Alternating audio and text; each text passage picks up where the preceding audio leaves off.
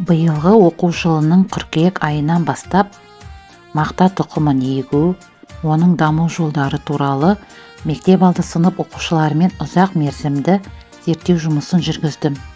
Негізгі мақсатым балаларға мақта өсімдігін зерттеу арқылы таныстыру, оның пайдасын түсіндіру және қарапайым тәжірибе жасауға үйрету. Мақтаны сурет сабағында балалар бұлттарды жасау кезінде пайдаланды. Өз қиялындағы суреттерді салуға ерік берілді. Яғни балаларға мақтадан ұстап көру әрекетін ұйымдастыру өте тиімді әдіс. Балалардың сезім мүшелерін, қимыл қозғалысын, дағдыларын дамытады. Осы әдіспен табиғи материалдың ерекшеліктерін сезіндіру. Жұмсақтық, ақтық, жеңілдік. Мақта өсімдігін отырғызу сәті. Балалар топырақты ыдысқа салады, ұсақтап жаяды.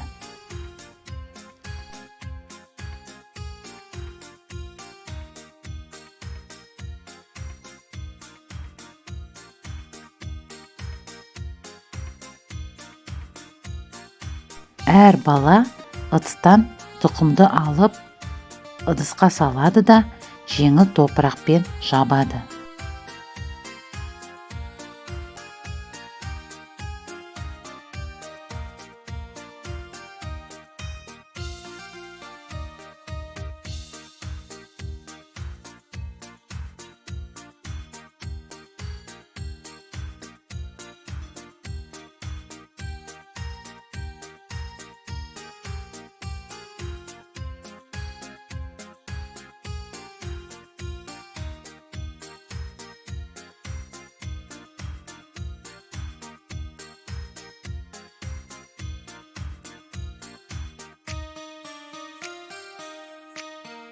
Күнделікті тұқымның өсуін бақылайды.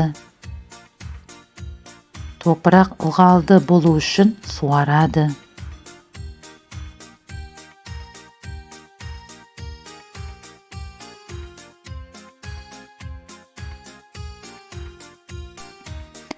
Балалар өз бақылауларын дәптерге сызба және сурет арқылы тіркеп отырады. Мақтаның алғашқы бүршігі шыққанда балалар өлшеп, суретін салады. Бұл дегеніміз мақтаның өсе бастағанын білдіреді.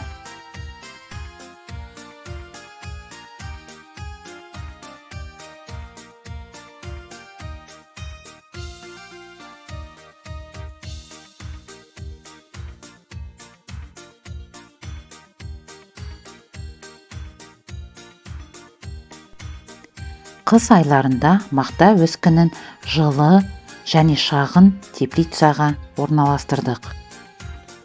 Бұл өсімдік ылғалды жақсы көргендіктен жиі суарып отырдық. Осылайша оқу жылы бойы мақта өскіннің даму үрдісімен таныстық. Мақта өсімдігіне арналған зерттеу жұмысымыз мамыр айына дейін жалғасады.